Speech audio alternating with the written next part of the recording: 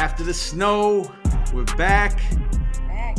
Freeway. I'm back. Yes. I've been absent a few Brett episodes. is back. Thank you. Glad to have you. Glad to be here. A lot going on right now too. A lot going on. You need a woman's touch. Yeah. It seems like the whole world is in turmoil, with this war we got going over there in Ukraine. Yes. But one thing I can say, I'm gonna give a shout out to the Ukrainians, man. Because I'm always for the underdog. I love underdogs, and what they over there doing to Russia is unbelievable, man. They're making them back up, standing up for their own, and again, Lomachenko, and the Kaliskos, Lomachenko, I don't know if you know Lomachenko, but he had a fight. He was finna make about $10 or $15 million, and he had a chance to get his belts back, and he decided to bypass that and go over to Ukraine to fight for his country. Wow.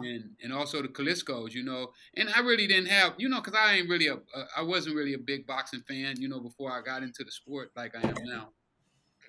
Yeah. But that's deep though. The Kaliskos held the world title for 10 years straight. Right. Without losing a fight. And once I had this epiphany last night while I was asleep, and it came to me that these Ukrainians have a different mentality of survival. They're doing whatever it takes to survive, and that translates into anything that you do. And I just feel like that's part of the reason that they've been such good fighters in the boxing ring, is because they have this mentality that we got to survive.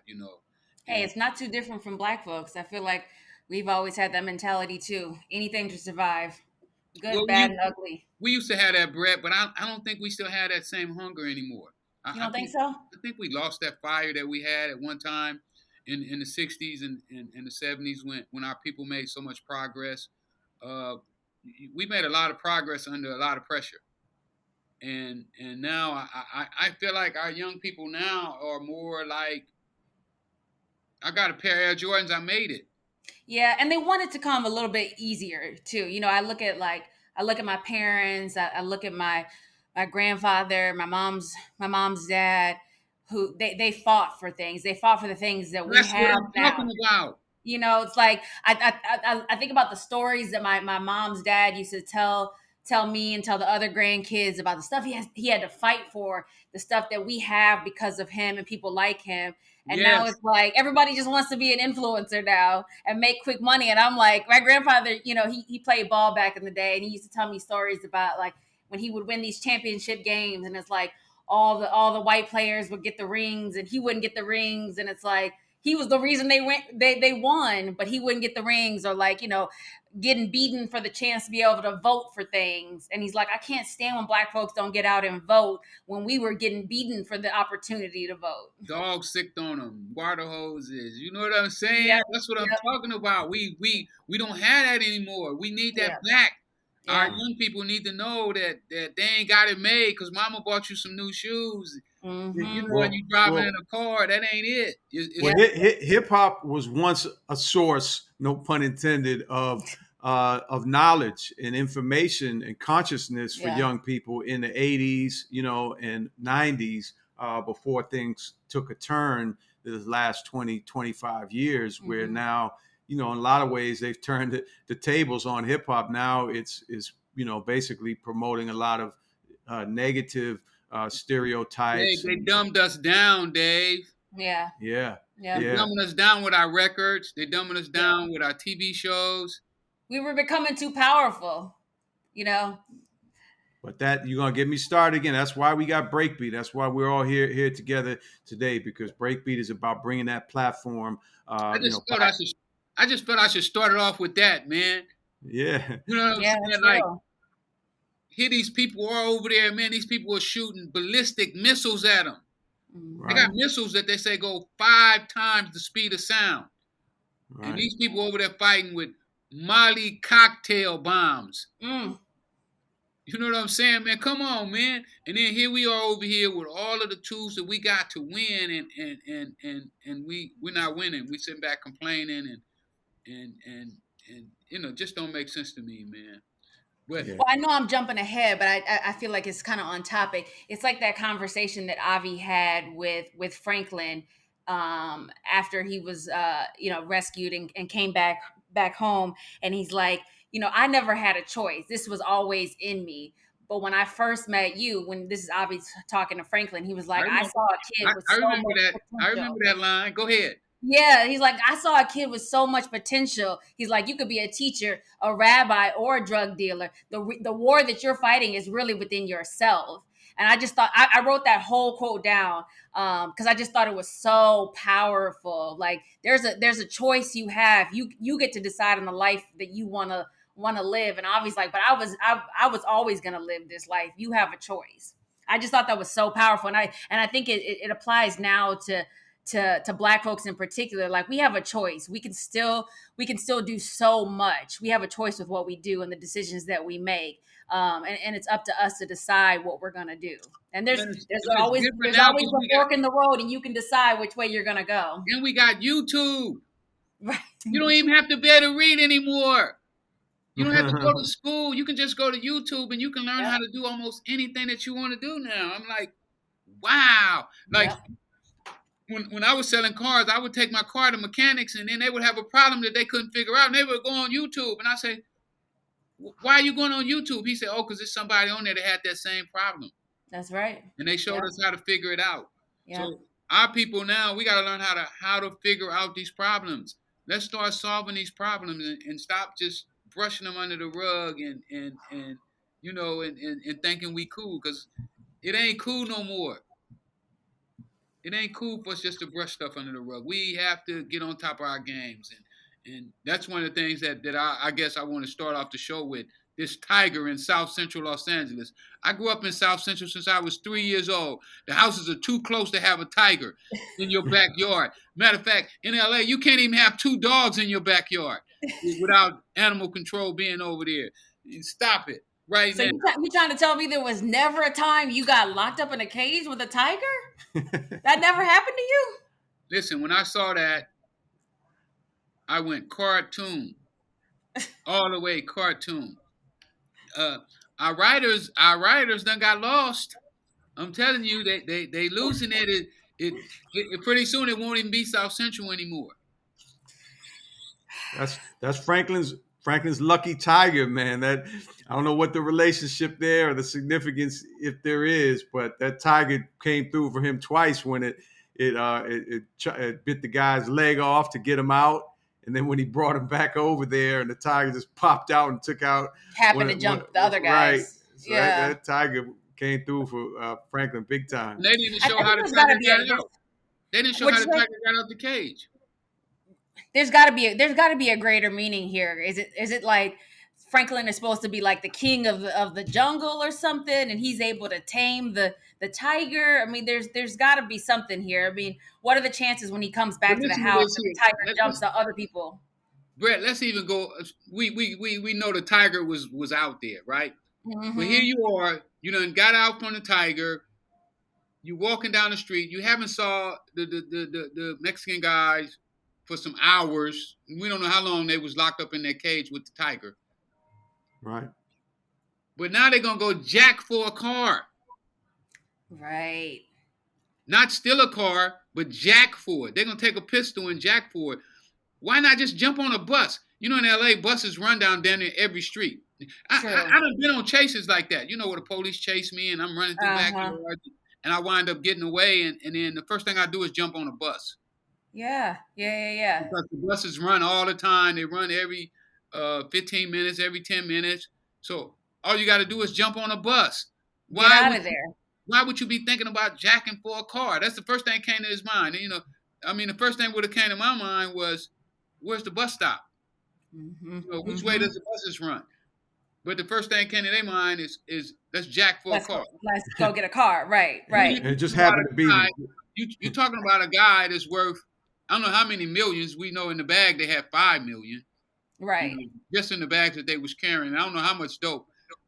They bad though to carry 5 million. Me and Dave, we talked about that last week. In those little bitty ass bags, they carrying $5 million. And running on foot, like that's crazy.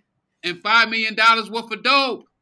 Mm-hmm. And So let me ask you: have you ever been in one of those crazy kind of situations where people figure out how much money or how much dope you have on you, and they like strap you down, and they're trying to get it out of you, like where's the money or where are the drugs, and they're like literally trying to beat it out of you, and you just won't give it up? no, never happened. Never happened. Never happened, huh? Mm-mm.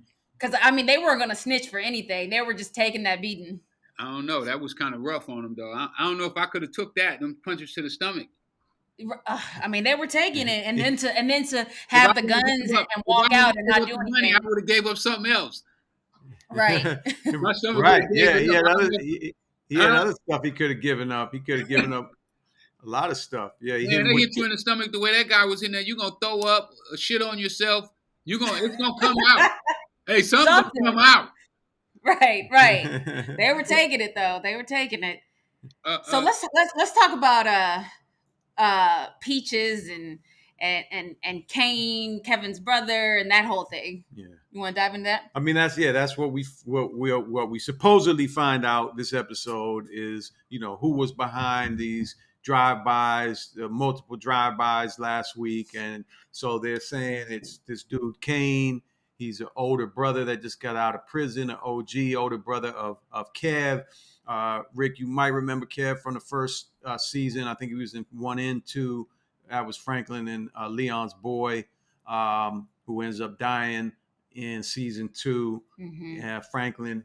Right at the end of season 2. Yeah. Let's go back over that for anyone that might not remember or be familiar with that. So, Kev was Franklin and Leon's close buddy as they get started in the business and everything. Excuse me. And there's a situation that happens where one of Kev's family members who's selling dope for him on the street gets killed. Two of them. Right? Two of them get Two of killed his cousins, yeah, by some Mexicans that are trying to come in on the territory. Actually, they were in the Mexican territory. Right, they crossed over to the I Mexican. remember that. I remember that. That's when they all got the guns and they was gonna go kill him, and then Franklin popped right. up on him and Jerome and Kevin were like all hopped up, ready to go kill these, or find the Mexican guys that had killed Kevin's cousins and kill them. Right. Franklin calms them down and says, "Look, we need it. We don't want to start a war, that type of thing." And, it turns out Kevin had traded the crack recipe, to the Mexican people in exchange for being able to kill the guy, for them letting them know who's the guy that killed his cousin. And then Franklin ends up trying to stop it, shoots him in the leg. Thinking he's just gonna stop him, just like a quick little hit to the leg, thinking it'll stop him from going and killing this guy who had killed his cousins. Right. And then I guess the police came, everybody ran, and Kev ended up bleeding out. He got hit in the artery on a shot in his leg. So this is supposed to be Kev's older brother, who's, of course, been following all this from prison for years. He's out, and he's supposed to be the man behind these multiple drive-bys. We think he's working with Peaches, but that's not 100% confirmed yet. Yeah. So I just posed that question to you guys. What do you guys think? Well, one thing. First of all, have you or do you watch Power? Because I think that's something we should bring up and talk about. Because Dave and I talked about this a little bit earlier off camera. I don't watch Power. You never watched Power? Okay, well, I've watched it before. A couple times. Maybe 2 or 3 times. Well, I just thought it was weird. Immediately, what came to mind when they mentioned Kevin's brother as being Kane, what immediately came to mind for me was that in Power, 50 Cent plays a guy named Kane, who also Kanan, who also gets out of prison and goes into attack mode on Ghost, the guy who plays like the main drug dealer. I remember. I saw that part. I'm like, Dave and I were immediately like, are they just using kind of the same storylines here and the same names? Well, we definitely know that these people run out of material. Yeah, I mean, and no shade to them, but at least disguise some of the copies using different names. Jacking from all my favorites, Scarface. They jack Scarface. Mm-hmm. They just remember Scarface. They cutting the guy up in the bathtub, and in this one here, they cutting the girl up in the bathtub. Yep. You And know, I get it, you know, a lot movies and TV shows, they repeat some of the same storylines. You can only have so much original content, but some of the things are pretty obvious. absolutely, and I feel the same way. I haven't saw no clue for me so far who actually did the drive-bys. Um, Well, he admitted that he didn't like pull the trigger, but he was the one behind it. He did say that when Kane. Kane, when Franklin and Leon went to And talk to him at the he said next time I'll hire some better guys. You know, so they don't. to actually finish the job. Well, yeah. He was also talking about, you know, apologizing that his Franklin's mom was there when the shooting happened. You know, that might have been phony. so But now they finna have a war.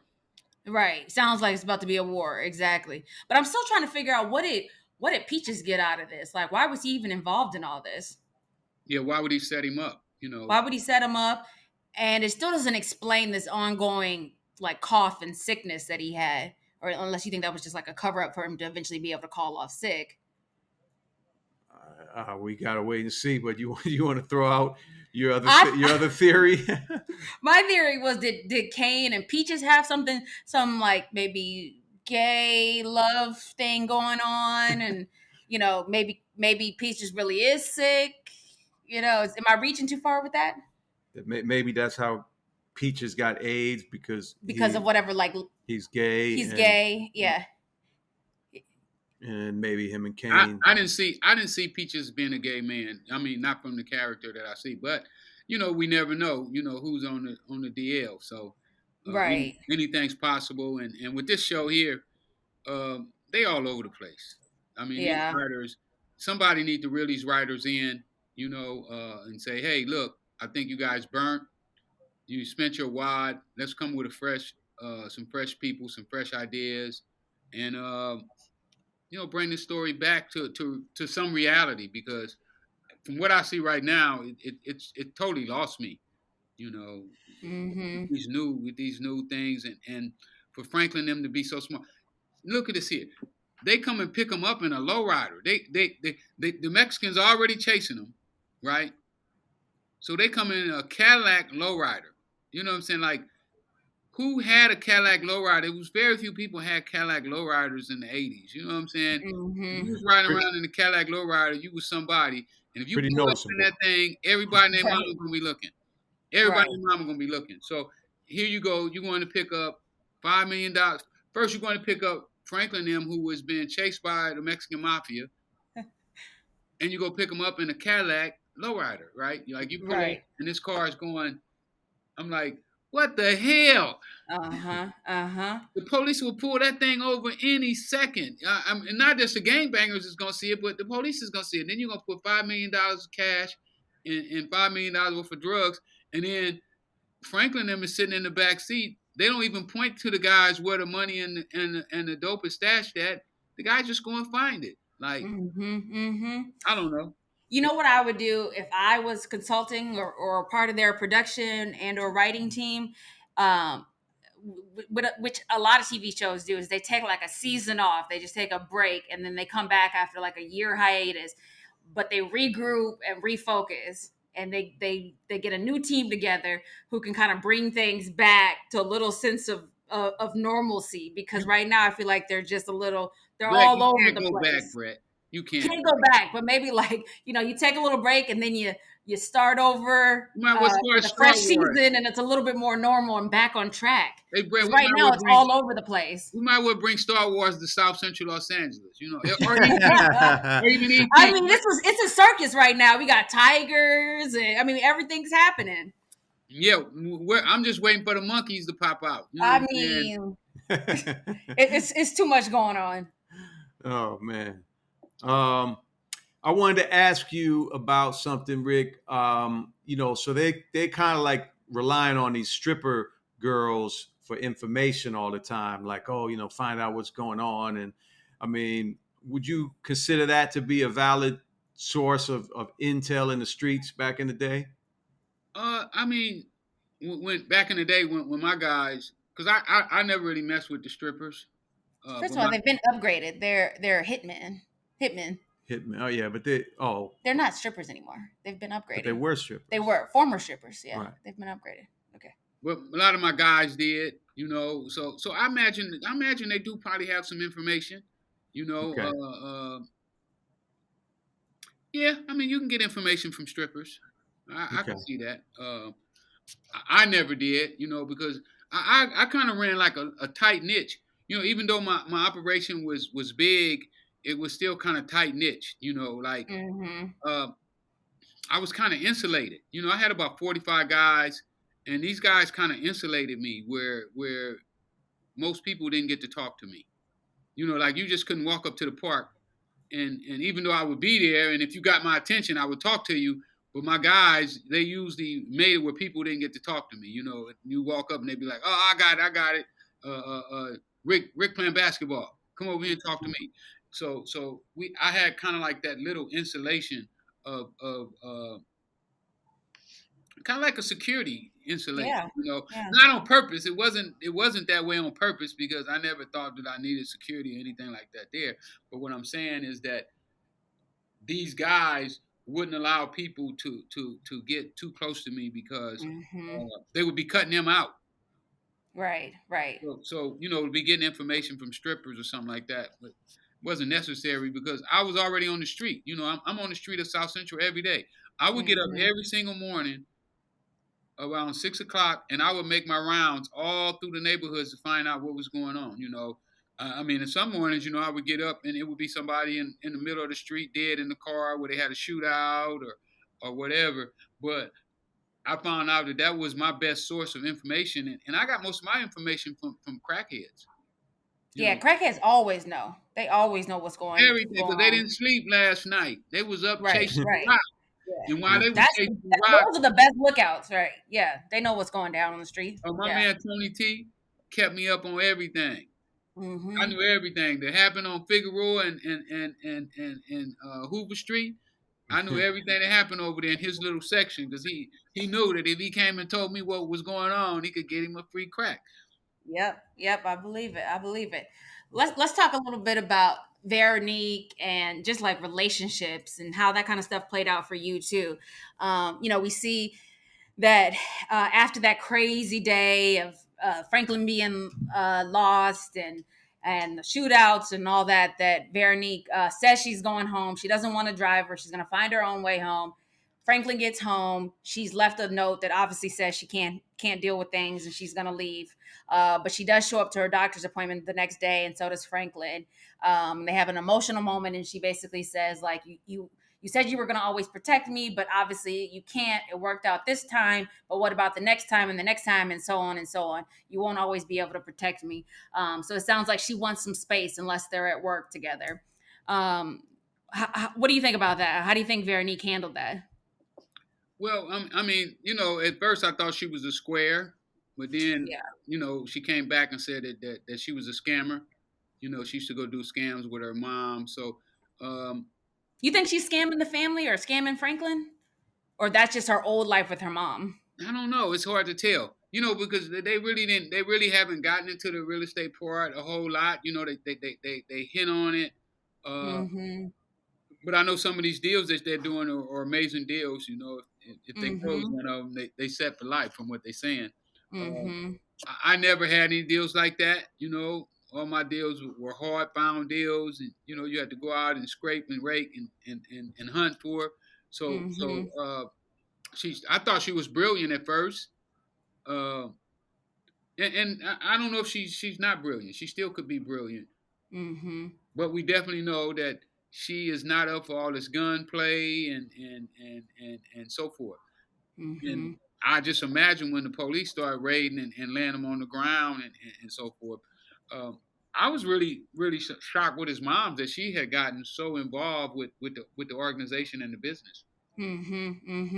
Sounds like no matter what, she's gonna always protect her son, though. So if that means being close to the business and close to all the players in the game, that's what she's gonna do. Now, she did a 360, baby. Now that was a real.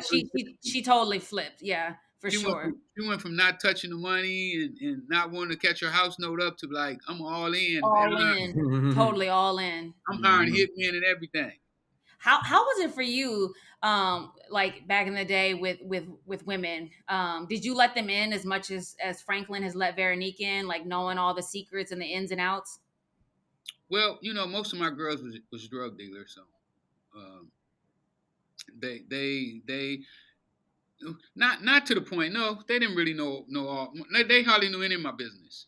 Okay. Not that I necessarily hid it from them, but they weren't really interested in the nuts and bolts. They wanted their little ounces and pounds, and they could go to their neighborhood and all their homegirls sell crack for them, Mm-hmm. they were mostly happy. A couple of them ran rock houses for me, but that really made them happy, and that's kind of where I left it at. So they didn't really scare off like Veronique got so scared toward the end of Well, the my girl, episode. my girls was from the hood, so they was kind of gangsters too. Some of them gang Mm-hmm. bang. Some was crippled. One was a crippled, and one was a blood. Oh wow. So they weren't easily intimidated. And let me say that. I'm surprised that Veronique is so scared and intimidated, given the life that she lived growing up with her mom. I'm sure they ran into some scary situations if her mom was a scammer. Well, I'm an investor. That's a lot different from scamming though, and having somebody do a drive by and take your That's true, money. especially if you're pregnant. Yes, and even with that, I was really like shocked that the police, didn't handcuff Cared. anybody. They didn't even handcuff them. With Yeah, the that fact kind that of they gun didn't stuff. handcuff them, the fact that they even cared about her crying and saying she was pregnant, like, I mean, you see so many times on TV, they'll put a pregnant woman who's very, very noticeably pregnant, they'll put her face down on the ground and handcuff her. They don't care that she's like almost about to deliver. Absolutely, So and I'm definitely would have put surprised her that they in a, cared. definitely would have put her in a police car. So it's just a lot of things that this show is not doing. Maybe they don't have a budget for it, or something. I'm not sure So where they're going, but they so definitely. do you guys trust Veronique or not at this I'm point? torn. I don't know. Like, it's like one minute she has me convinced that she's trustworthy, and then the next minute I'm like, I don't know. I don't know. I definitely think she's got Franklin like wrapped around her finger though. It He's seemed like whipped. the whole organization is starting to be dysfunctional. Yes, they're It's not. falling apart. Yeah, they're falling apart. I could see the uncle and Franklin, almost going to war. Yeah, At some yeah. point. Uh, Well, you can this tell Jerome incident. is pissed about Peaches, and I think that is gonna tear him down over the next couple episodes. Yeah. Well, He's this little pissed because he incident. brought him in, and that was supposed to be his homeboy.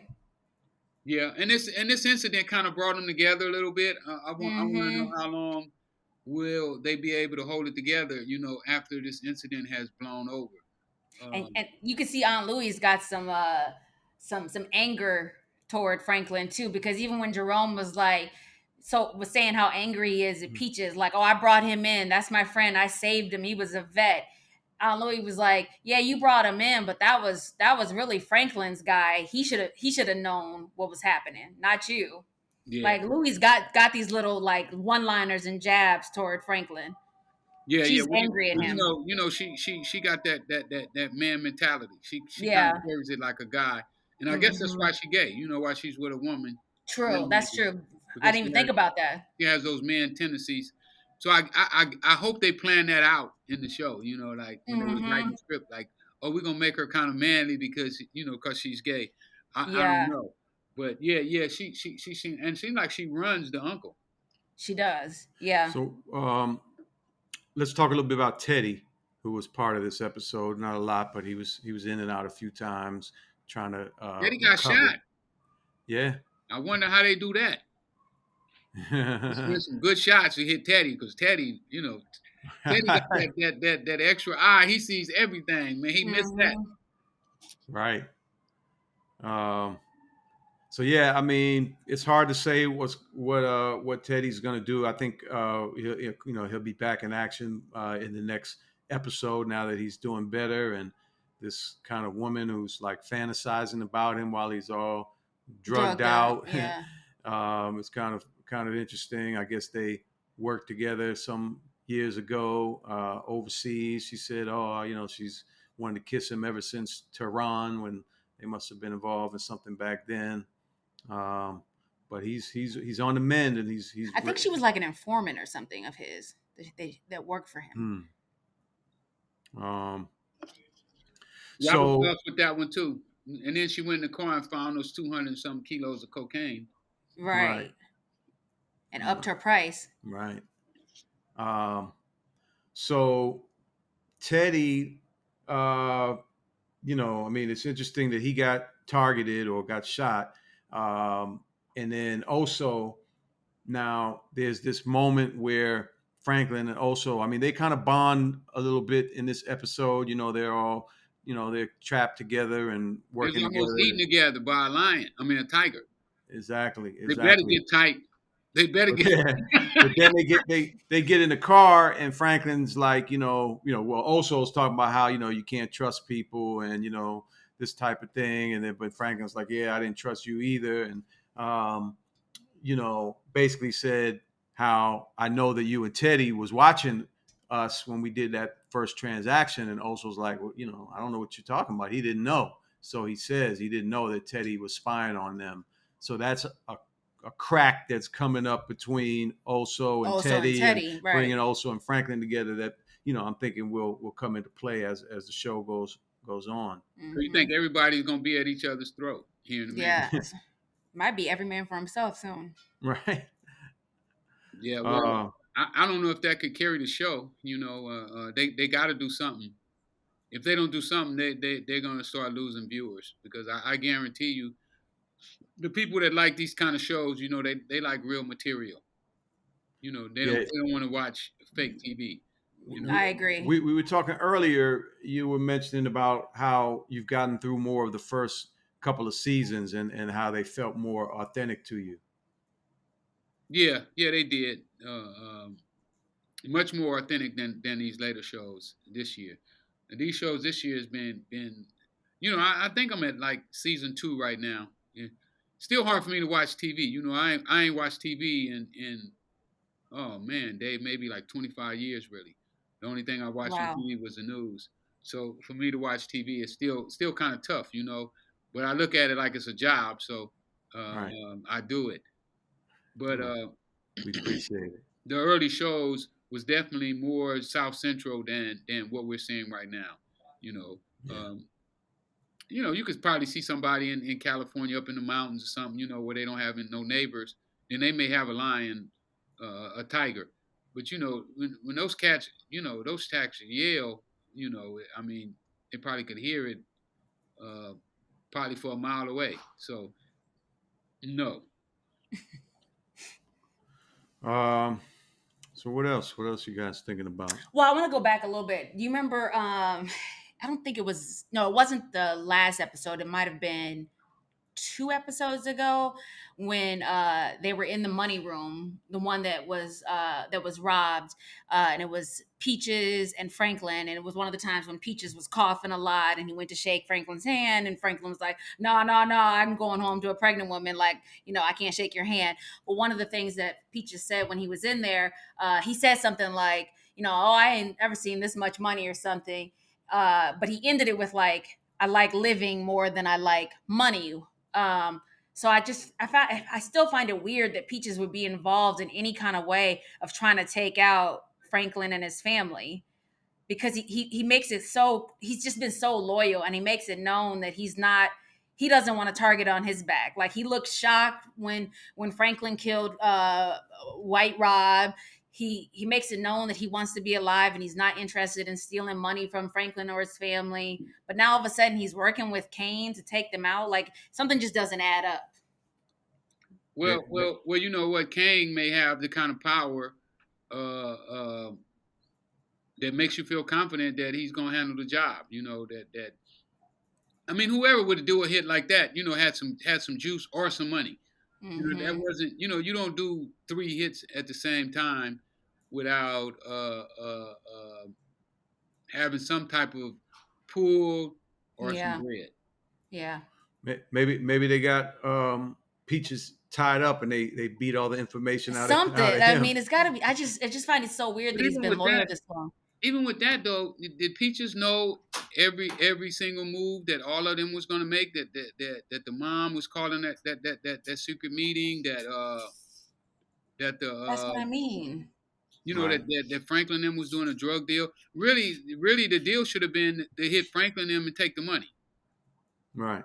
And when Franklin asked Kane when they were at the baseball field or wherever they were meeting, he said like, did Peaches approach you or did you approach Peaches? And he never really gave him a straightforward answer. So he didn't really confirm that he worked with Peaches, right? No, he didn't confirm it.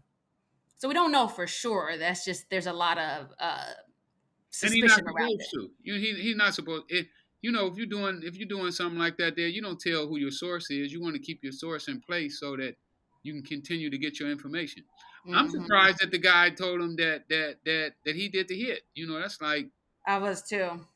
unheard of. Usually when you want somebody gone, you don't give them any information to get some get back. So now, I mean, I feel like he got out of prison and he's got a lot of clout. Like right away to have just gotten out of prison, like that's what he had a lot of street happens cred to though. pull. That happens. Like if an OG get out, he can go back to the neighborhood and rile the neighborhood up. They'll get behind him because they feel like that he got the answers.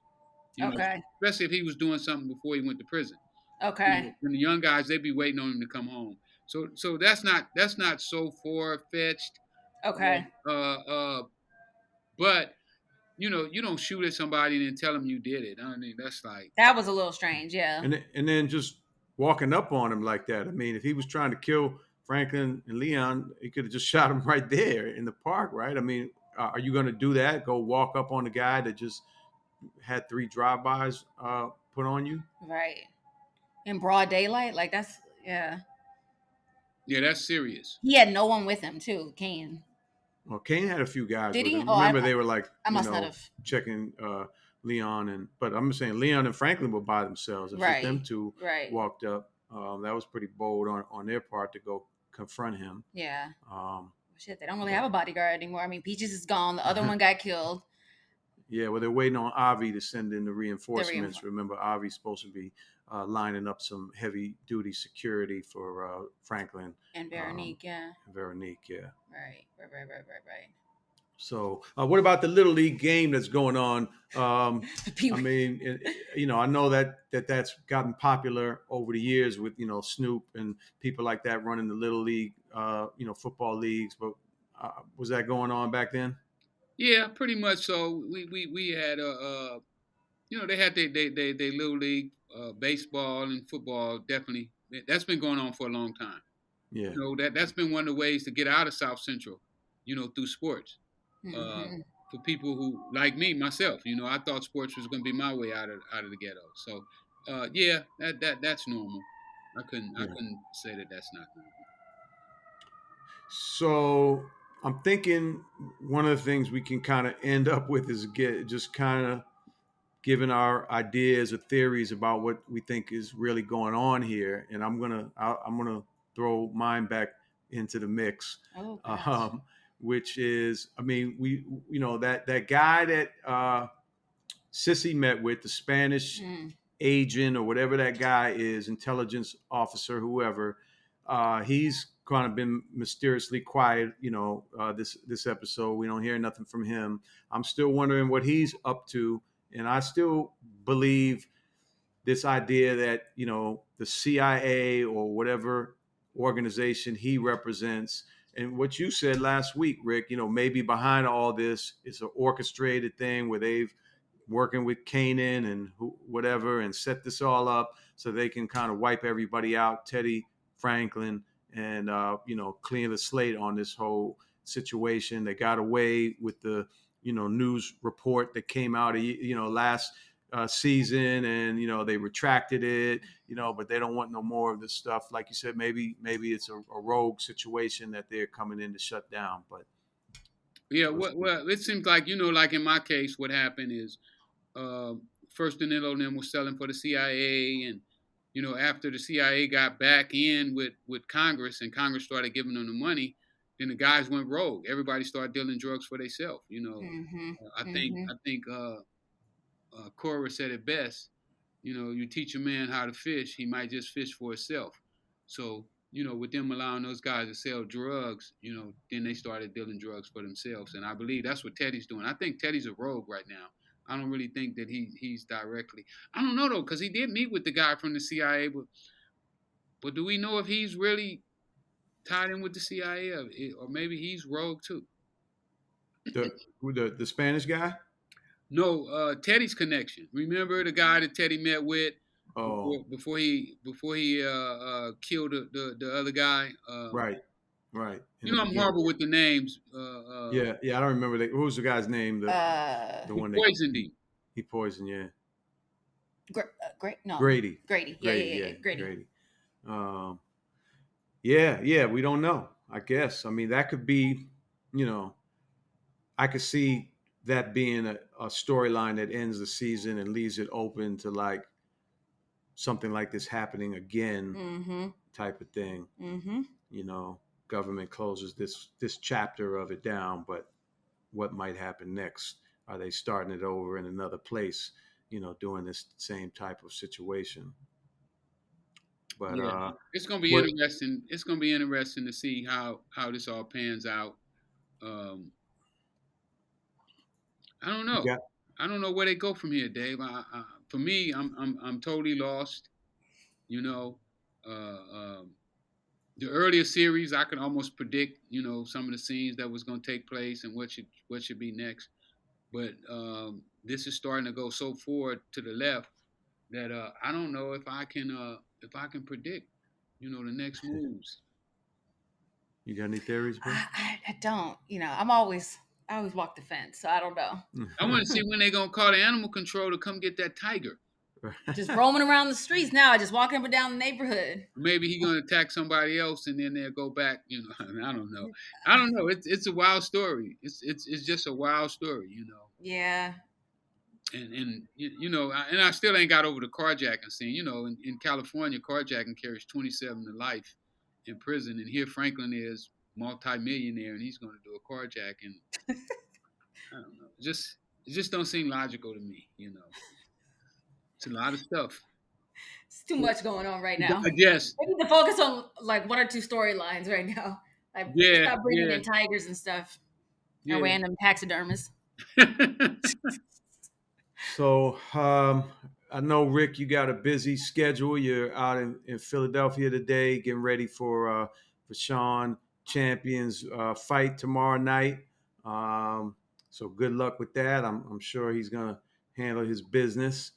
And maybe you can catch up with a vegan Philly cheesesteak while you're there. I'm trying. I've been trying. It's been rough to get something to eat, man. They be working me, man. I've been going since I got here. Right. But before we wrap, I want to shout out Sergio Tacchini, who provided some clothing for me and for us. There's more on the way coming for you, Rick. I know you remember these. Where's mine? Oh yeah, yours is coming too.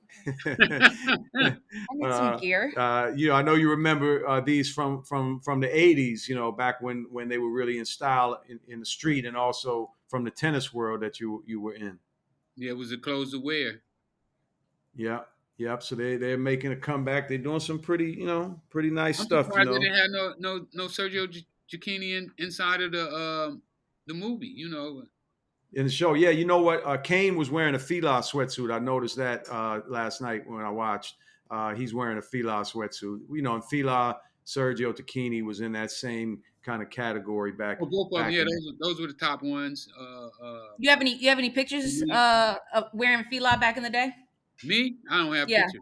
I don't have. You don't have any? I'm sure we have some pictures of Dave wearing Fila back in the day. We'll throw it up on the Breakbeat Instagram. Yeah. No, I didn't take pictures. He's got some good ones, and his mom saves everything. So we'll throw some good throwbacks on the Breakbeat Instagram. I would have did a Mike Tyson on him. I'd have caught him taking a picture of me. I was gonna grab the camera and slam it on the ground. Yeah. Well, shout out to my man Chris Ivory over at Sergio Tacchini for hooking us up. Yeah, I love Chris Ivory. Yeah, man. Who should I give a shout out to? I'm repping New York University in the middle of midterm, so shout out to NYU. I don't have my AKA gear on, but shout out to the fabulous ladies of Alpha Kappa Alpha Sorority Incorporated and all my line sisters. We had a great regional conference this past weekend. So my 25 line sisters, I love you guys. Love you, ladies. I'll do a shot. Good, you finished? I'm finished. Shout out to the Freeway brand. Hey. Where can people get that? Oh, they can get it at my website, freewayrickyross.com.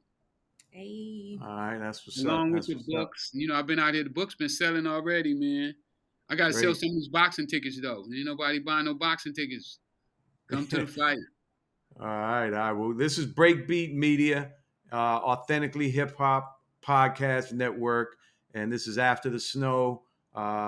We just talked about episode 6 of the new season of Snowfall. We'll be back next week, Thursday, with audio, Friday with the video every week until Snowfall is done. And you can social. Yeah, you can look us up at Breakbeat Media on IG. You definitely go to YouTube and go to the Breakbeat Media YouTube channel. We got a bunch of other great shows you guys may like as well. And you can listen on Apple, Spotify, any of the podcast apps After the Snow. My IG at The Real Dave Mays if you want to follow me. And it's Brett. My IG is at I Go By Brett J. So it's literally at I Go By Brett J. All right. And Freeway Ricky. You can get me at Freeway Ricky. Instagram. All right. All right. After the Snow, another one down. We'll see you next week, Rick. All right. All right. Peace. Peace.